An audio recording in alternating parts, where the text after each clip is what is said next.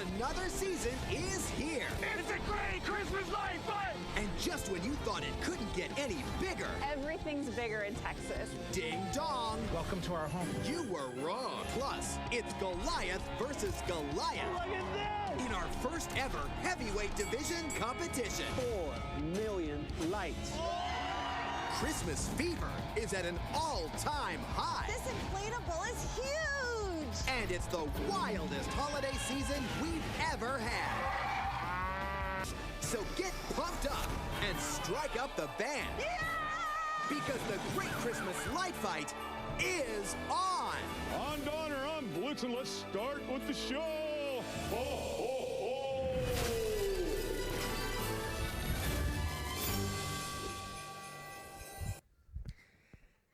Wow. Talk about missing the point. We've been working our way over the last couple of months through the book of Galatians. And as I was looking at the passage for this morning, I was thinking, okay, where is Christmas in this? But the more I've looked at, the more I thought, Christmas is all through the passage we're going to look at today. The Galatian believers, if you know the history of this letter, if you've been following along on our series, you know that they had some teachers who had shown up that were trying to tell them that Jesus was good, but it wasn't enough. And that they needed to go back to keeping the Old Testament rules and rituals if they were really going to be right with God. Paul comes along and says, no, don't do that. That would be a huge mistake to go back to living life that way. And last week, the passage we looked at ended with a warning about the destructive effects that living by those rules and regulations could bring about. And the warning was that they would begin to compete with each other, be envious of each other, all in the name of trying to do what was right, to keep the law, to keep the rituals. And I think that the thing is, it's kind of like light competitions. Is it a good thing? You put some lights up in the yard? Yeah, that's probably fine. But pretty soon it turns this giant show and it becomes this contest of who can do it better. And Paul sees that's what happens when you begin to equate spirituality to rule keeping. He says this becomes a case of competition then. Who can do it better? And you're going to open yourselves up to envy and fighting and jealousy. The passage we're going to look at this morning is a call to a different kind of church life lived by a different kind of law. We're going to take a look this morning at Galatians chapter 6, the first 5 verses. But I want to start by going back to the last verse of chapter 5, verse 26, because it gives some context. Here's what he says. He says, "Let us not become conceited, provoking one another, envying one another. Brothers, if anyone is caught in any transgression, you who are spiritual should restore him in a spirit of gentleness. Keep watch on yourself, lest you too be tempted. Bear one another's burdens, and so fulfill the law of Christ. For if anyone thinks he is something when he is nothing, he deceives himself. But let each one test his own work, and then his reason to boast will be in himself alone and not in his neighbor. For each will have to bear his own load." Paul gives one instruction in this passage. Instruction about what we should do with a brother or sister who is caught in sin. But he puts brackets around it. And the brackets have to do with how we view ourselves. He begins in verse 26. He says, "Let us not become conceited, provoking one another, envying one another." And then he comes back to this idea again in verses 3 through 5. And he says, "If anyone thinks he's something when he's nothing, he deceives himself." And so both at the beginning and at the end of this instruction, Paul's focus is on this topic of humility. Don't become conceited. Don't think that you are something that you're not. And then in the middle comes his instruction. "Brothers, if anyone is caught in any transgression, you who are spiritual should restore him in a spirit of gentleness. Keep watch on yourself, lest you too be tempted. Bear one another's burdens, and so fulfill the law of Christ." The Galatians lived in a time and a place where religion, kind of like an overblown Christmas light show, often turned into a source of competition. The Pharisees, whom Paul himself had once been a member of good standing, loved to have their spirituality put on display for others to see. Matthew chapter 23, verse 5, Jesus speaking, he talks about the Pharisees, and he says that they do their deeds to be seen by others. They make their phylacteries broad and their fringes long. In other words, they wore distinctively religious clothing, and they made a big show of it because they wanted everyone to see just how spiritual they were. And then Jesus told a parable, a story, about a Pharisee and a tax collector who went up to the temple to pray.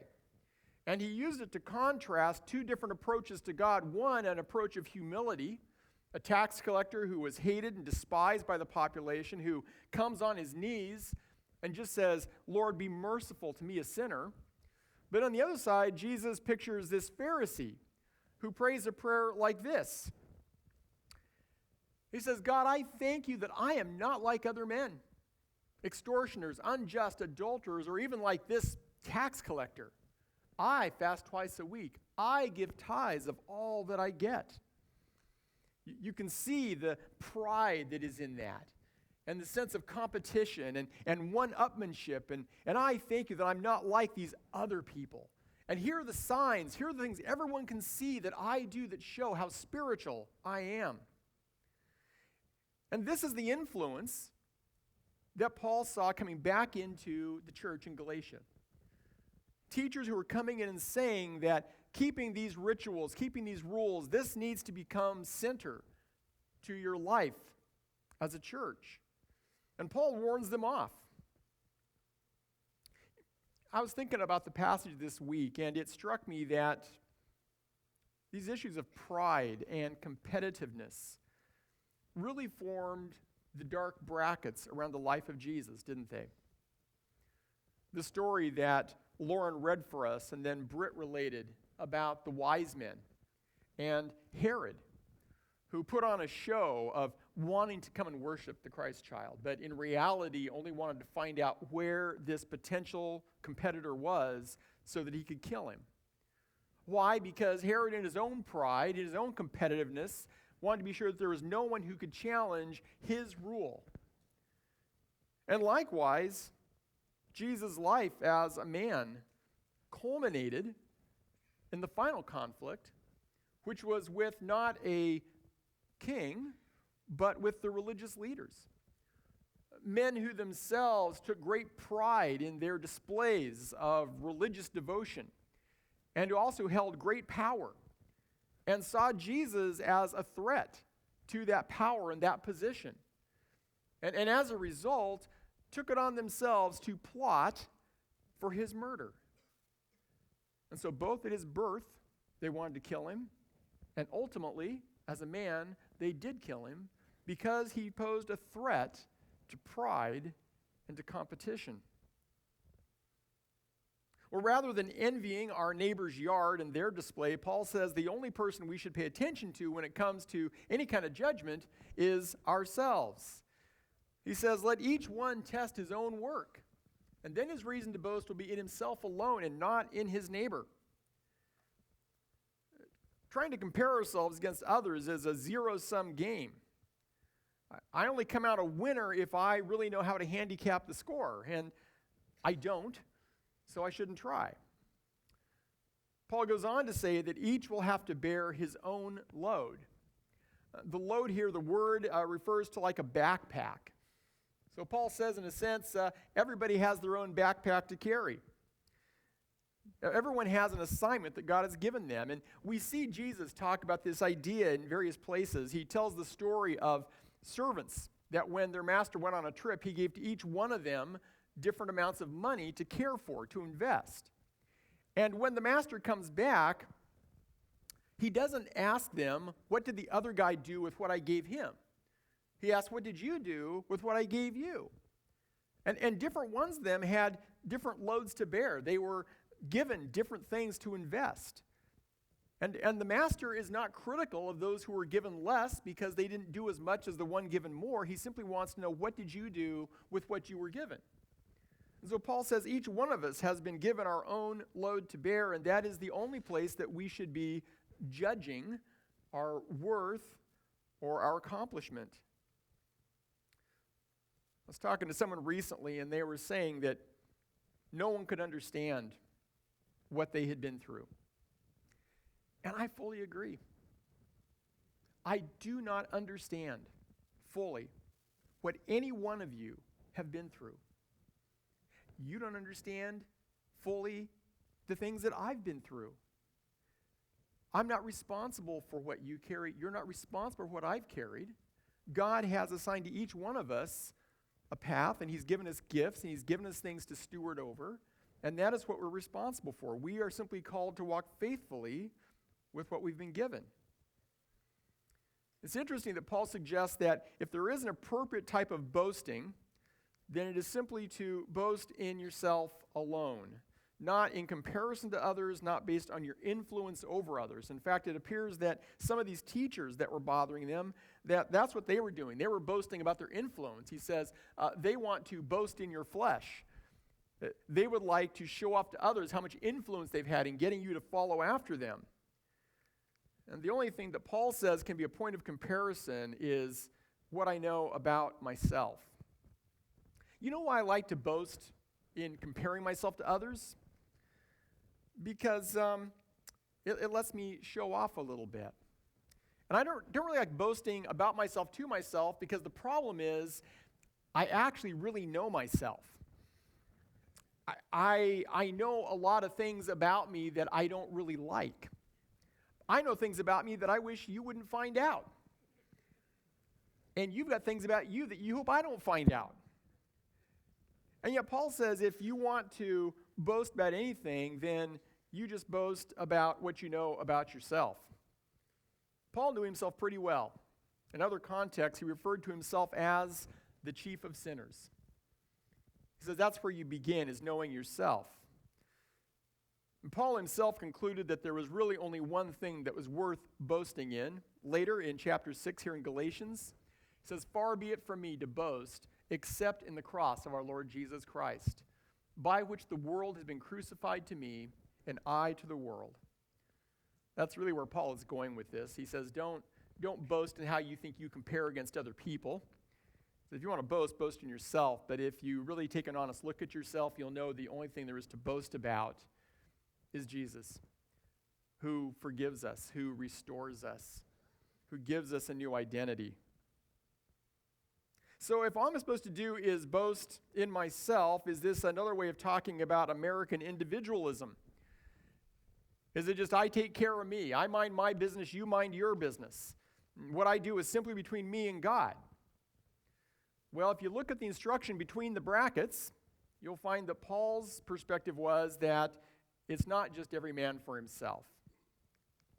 Verses 1 and 2, "Brothers, if anyone is caught in any transgression, you who are spiritual should restore him in a spirit of gentleness." Now, is this a contradiction? He talks here about bearing other people's burdens. Bear one another's burdens. Now, if you go back, so here in verse 2, he says, bear burdens. And then in verse 5, he says, each will have to bear his own load. Is that a contradiction?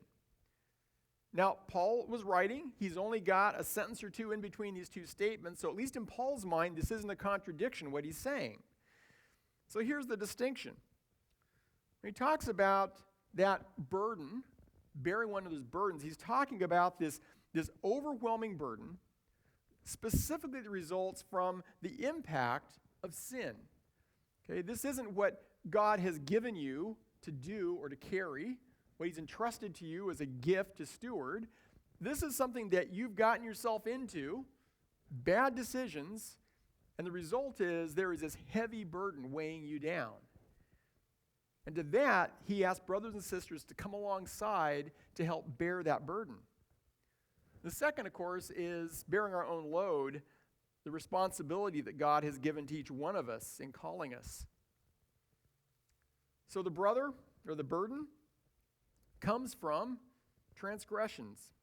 He says, who is caught in any transgression. Now the question is, how do you understand that phrase, caught in any transgression? You could take it one of two ways. One way would be the brother who's been caught red-handed, right? thought he was going to get away with it, but he got found out. The other way to understand it is the brother who has been snared, who has become caught and trapped in something. I think that's really what Paul is getting at. This isn't a gotcha moment. This is, you see someone who has become entangled in something that is taking them down. The book of Proverbs uses this idea of a snare, a trap, when it talks about the effect of sin in our lives. Proverbs 7 talks about a young man being caught up by his lusts. And he says, all at once, he follows her as a bird rushes to a snare. He does not know it will cost him his life. Or later, talks about your friendship with an angry man. He says, make no friendship with a man given to anger, nor go with a wrathful man, lest you learn his ways and entangle yourself in a snare. Sin has got that gotcha element to it, doesn't it? You think it's going to be okay. You think you're going to dabble in this thing a little bit, and it's not going to hurt you. But then you get into it, and all of a sudden you find out that this thing bites. In fact, it doesn't just bite, it bites and hangs on. And suddenly you're caught. When I was a kid, Christmas story, it was the Christmas that I was about, 9, 10 years old, and that Christmas they'd been advertising these shaving cream warmers. I think it was Norelco that had these things. And you put the can of shaving cream in, and when you wanted to dispense shaving cream, you pressed this button, and it had warmed the shaving cream as it dispensed it for you. Okay, so as a 10-year-old who had never shaved, that just looked like something really cool. Now, my family didn't buy that kind of stuff, but we went to stay with some friends. And while we were at their house, I went into their bathroom, and lo and behold, he had got one of these for Christmas. And I'd seen these. I'd seen all about these. I thought they're pretty cool. And there's one right there. First one I'd actually seen up close and personal. And I looked at that and I thought, well, you're a guest in their home. You're not supposed to touch other people's stuff. But you really want to know how that thing works. And there's the button right there. And maybe we could just push it one time.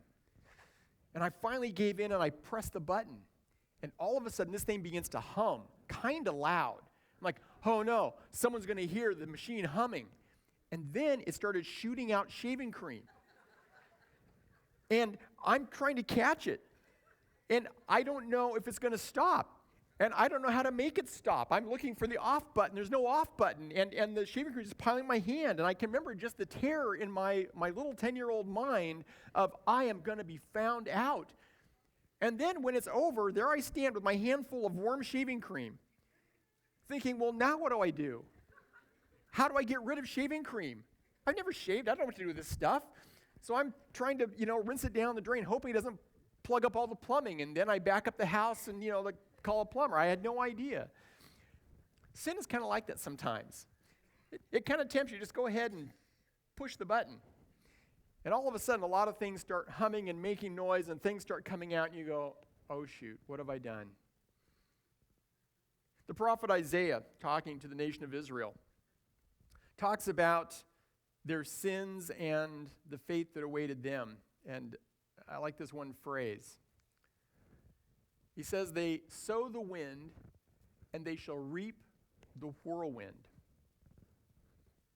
Ever been there? You just thought you're getting involved in a breeze, and it somehow turns into a tornado. Well, what do we do? What do we do when a brother or a sister is snared? Well, there's two ways to come at it. One is the way of the Pharisee. Jesus used the Pharisees as illustrations of this several times. And one of those, he talked about the story of the Good Samaritan. And you remember the story of the Good Samaritan? This businessman is on a trip. He's attacked by thieves. He's beat up, robbed, left for dead in the ditch. And then Jesus says two characters come by. One's a priest, one's a Levite. Good, upright, religious people who make a big show of just how religious they are. But as they come upon this guy, they're thinking, he may be dead. If I touch him, I'm going to have myself ritually defiled. And who knows if those bad guys are still around here. And so I had better just mind my own business. And they actually move to the other side of the road and give a wide berth to get around this guy. And that's one approach. To see someone who is caught and to say, I'm just going to stay away from that. I am just glad that I'm not like them. I'm glad that I've never got caught in something like that. The other way you can approach it is what happened when a group of Pharisees brought a woman to Jesus that they had caught in adultery. And they bring her and they said, okay, Jesus, the law says that we should stone her. What do you say? See, what they wanted to do is they wanted to make an example out of her. We caught her. What we want to do is something that is so awful, so painful, we'll hold her up and shame her in front of everyone and kill her that nobody else will want to do the same. What do you think, Jesus? Is that what we should do? Paul says, brothers, if anyone is caught in a transgression, you should restore him in a spirit of gentleness. That Greek word restore, it was used for things like resetting a dislocated bone, or mending a torn fishing net, or rebuilding a stone wall that had fallen down. See, when it came to keeping the law, something that these false teachers were trying to get the Galatians to do, the fact was the law added burdens onto people. There were all these rituals, all these regulations that you had to do, and you had to do it just right. But Paul is talking about something different. He's talking about a different kind of burden and a different kind of law. Rather than living under the burden of the law, he says, I want you to lift the burden of others. And the law you're fulfilling isn't just the Old Testament rules and rituals. What you are actually fulfilling is the law of Christ. You remember the woman caught in adultery? You remember how Jesus dealt with that. Let the one who's without sin cast the first stone. Everybody leaves. Woman, where are they? I don't know, Lord. Well, neither do I condemn you. Go and sin no more. With gentleness, Jesus restored her, which I think is just fleshing out what Paul has already said in Galatians 5:13. He says, through love, serve one another. Restoring someone who has become caught in sin is to serve them with love. All right, so I'm one of those people that when I read stuff like this, I often think about the yeah, but what about?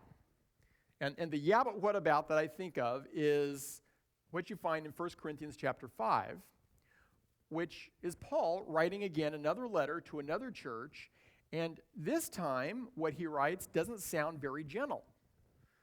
All right, here it is. He wrote to them in a letter not to associate with sexually immoral people, not at all. He says, not talking about people in the world, all right, because if you didn't associate with anybody in the world that was, living in sin, you'd have to just leave the world. But I'm writing to you not to associate with anyone who bears the name of brother if he's guilty of, and then a whole list of sins. Immorality, greed, idolatry, reviler, drunkard, swindler, not even to eat with such a one. He says, I don't have anything to do with judging outsiders, but those within the church, they should be judged, and purge the evil person from among you. Okay, Paul, so what is it? Are we supposed to restore them in gentleness, or are we supposed to purge the evil from among us? Those seem like pretty different ways of responding to the problem. Well, here's the boundary marker. The boundary marker is someone who is snared versus someone who is proud. Let me give you some more background in 1 Corinthians 5. Paul says to them earlier that it's reported this immorality is going on. He says this is something that not even the pagans tolerate. There's a man in your congregation who apparently is having an affair with his father's wife. And you are arrogant. Well, how are they arrogant? Well, in some way, apparently they were saying, it just shows our grace, it shows our open-mindedness that we're all okay with this. This is not a problem. He goes on and says, your boasting is not good. Do you not know that a little leaven leavens the whole lump? See, here's the problem. This sin had happened, and there isn't any brokenness. Apparently on the part of the individual, as well as it would seem the part of people in the church, there in fact was almost pride in what was going on. that somehow this bad thing was a good thing. And if you start calling bad things good things, if you start calling things that tear apart fellowship as things that are honoring to God, Paul says, man, that's gonna ruin every relationship. You have to regain the moral clarity to understand what is good and honorable and loving with each other. And so it is in the midst of that kind of pride and moral confusion that Paul says this needs to stop. And if there is no humility, if there is no sorrow over sin, that was where Paul says, all right, that person needs to be put out for a time. Not so that you never speak to them again. In fact, we find this. He says, you're to deliver this man to Satan for the destruction of the flesh so that his spirit may be saved in the day of the Lord. I showed you a chart last week. This idea that all of us are born with a basic motivation to meet our needs, to be loved, and to feel important. And in ourselves, we come up with a bunch of our own goals about what we think is going to make us satisfied and fulfilled. And then we come to Jesus. His Holy Spirit takes up residence, and he begins to change our goals. We come to believe some new things about who we are and about what is right and what is honorable. And because of that, we begin to set new goals, Jesus goals, if you will. The problem is, we still have those old goals hanging around. We lived a lot of life that way. And Paul says those things put us in conflict sometimes about which way to go. And I think what you see happening in that instance in Corinthians is that they had confused this selfish me goal that says, I can have a sexual relationship with anybody I want and it doesn't matter. They somehow confused that with a Jesus goal, which was to treat others with honor and faithfulness and purity. And so when he says, you need to put this person out, he's saying, we've got to separate which of these goals is which. And the goal is that once you get clear on the fact that this is not a Jesus goal, that there's repentance and there's a coming back to what is right. And we can tell that that was really Paul's intent. His intent was to see restoration because when he writes another letter to the Corinthians, 2 Corinthians, he talks about if anyone has caused pain, he's caused it not to me, but in some measure, not to put it too severely, to all of you. He says this person, the pain they caused really was pain to the entire congregation. He says for such a one, this punishment by the majority is enough. Apparently they took his advice, they had done the hard thing, and he said, it's enough. Now you should turn and forgive and comfort him. Why? So that he's not overwhelmed by excessive sorrow. It says the whole point was simply to bring this person back to knowing what was right and pursuing it. Don't overwhelm them. It says, I beg you to reaffirm your love for him. Church discipline is not something that we have to deal with very often. Quite rarely, actually.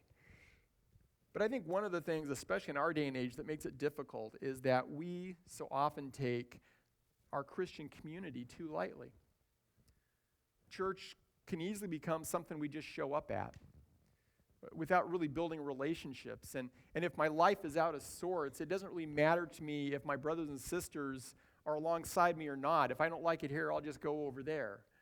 I'll just switch churches or stay home or whatever, because we don't really value the gift it is to be part of a family of believers. Well, Paul gives two conditions for those who are to restore others. One of those is spiritual maturity. He says, you who are spiritual should restore. Romans chapter 15, verse 1, Paul says, we who are strong have an obligation to bear with the failings of the weak. This is real different than the religious institutions many of them have grown up with. If you were a Pharisee, you were seen as being spiritually strong. And what the spiritually strong did was they separated themselves from everyone that they considered inferior. You remember the criticism leveled at Jesus? They say to the disciples, doesn't your master know that those people he's eating with, those are sinners? We don't associate people like that. Paul says, no, what God has called us to is something completely different. And if you're strong, well, then you have an obligation to bear with, to lift up those who are weak, to help. those who have hearts that are sensitive to God's leading, those who display the spiritual fruit of kindness and gentleness and self-control and patience. He says those are the people that should be engaged in restoring others who are caught. He also encourages wise self-care. He says, keep watch on yourself, lest you too be tempted. Which is interesting because he comes right back to this idea of humility. He said, you don't come into a situation like this and think to yourself, well, I'm better than that. I'd never do something like that. He says, no, you be careful. The very thing that got them snagged, it just could begin to tug at your heart as well. Well, what does this have to do with Christmas? Well, I think that restoring snared, struggling, broken people has everything to do with Christmas. In Luke chapter 4, we have the account of Jesus coming to a synagogue and being given the privilege to choose a scripture to read for the gathering. He came to Nazareth, where he had been brought up, and as was his custom, he went to the synagogue on the Sabbath day, and he stood up to read. And the scroll of the prophet Isaiah was given to him. He unrolled the scroll and found the place where it was written, "The Spirit of the Lord is upon me, because he has anointed me to proclaim good news to the poor. He has sent me to proclaim liberty to captives and recovering of sight to the blind, to set at liberty those who are oppressed, to proclaim the year of the Lord's favor." And he rolled up the scroll and gave it back to the attendant and sat down, and the eyes of all in the synagogue were fixed on him. And he began to say to them, "Today this scripture has been fulfilled in your hearing." And all spoke well of him and marveled at the gracious words that were coming from his mouth. And they said, "Is not this Joseph's son?" Well, it wasn't quite Joseph's son. It was Joseph's stepson. But his words were gracious. He said, "Why have I come?" He said, "I have come to set captives free, to release the prisoner, to give sight to the blind." It's a way of saying, I've come to lift the burden of sin that has overwhelmed this world. A world that's ruled by greedy, power-hungry men like Herod. Into that kind of a world, God came gently in the form of a baby. He came humbly. He came into the home of a common working man and was born in the crudest of circumstances. And he came to people who were caught in sin, and he came to set them free. So what do we do with that? Maybe you have a friend that you know is a follower of Jesus, but you see sin getting the upper hand. So something's going on. There's a relationship they've got involved in. There's a business practice that they're getting caught up in. There's something happening in their family. And you see this just becoming the snare that is taking them down. What do you do? Well, Paul would say that somehow we look for a way that we can help lift the burden. But the first thing we have to do is find out where our own heart is at. Are we proud? Are we judgmental? Are we looking down our nose at them like, how could they do something like that? Or can we come to them with humility and with gentleness, understanding that we too are weak just like they are? And if our hearts are right, then we have to ask God how he wants us to help lift the burden. It takes time. People that get snared in stuff, oftentimes it is a process for them to get extricated, and it takes patience. But I think often the hardest part is first contact. It's that first conversation where you dare to talk about the elephant in the room. You begin to confront it. That's the part that gives all of us sweaty palms, isn't it? It does me. But I think what we begin to do is we begin to pray that God will give us gentle, humble hearts, and that he will open up a door for the conversation to begin. I'm not talking about confronting everything that you see a person doing that you think is wrong. Some of us think that we have a gift in spotting everyone else's problems. Might I just suggest to you that that is its own kind of snare? No, what this is finding someone who has become caught in something that is taking over.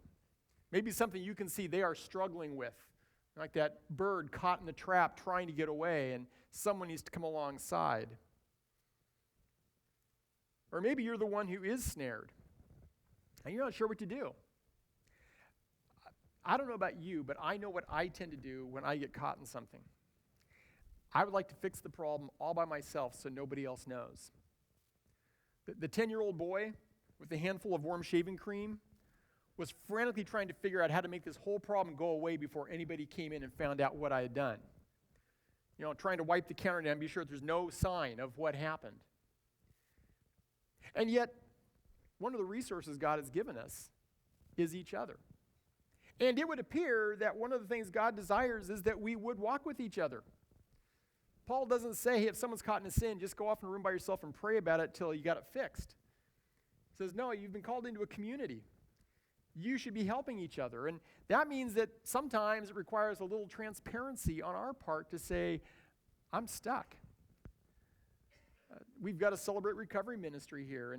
And one of the wonderful things about folks that are in a recovery ministry is they've come to a place where they've been honest to say, I've got a part of my life that has me trapped. I need some help. That doesn't mean you air your dirty laundry to just anybody, okay? You're looking for someone who's mature, who has some wisdom, who loves the Lord. You go to a Christian counselor. We have counselors on our staff. Maybe you need to sit down with someone like that and begin to unpack some stuff. But one of the resources that God has given us is each other. Humility is a central theme of Christmas. God humbled himself to come to us. We have to humble ourselves to go to him, and sometimes that begins with humbling ourselves to go to each other. I think the gift of a caring Christian community and restoration for broken people is one of the greatest gifts that was given to us that first Christmas. Merry Christmas.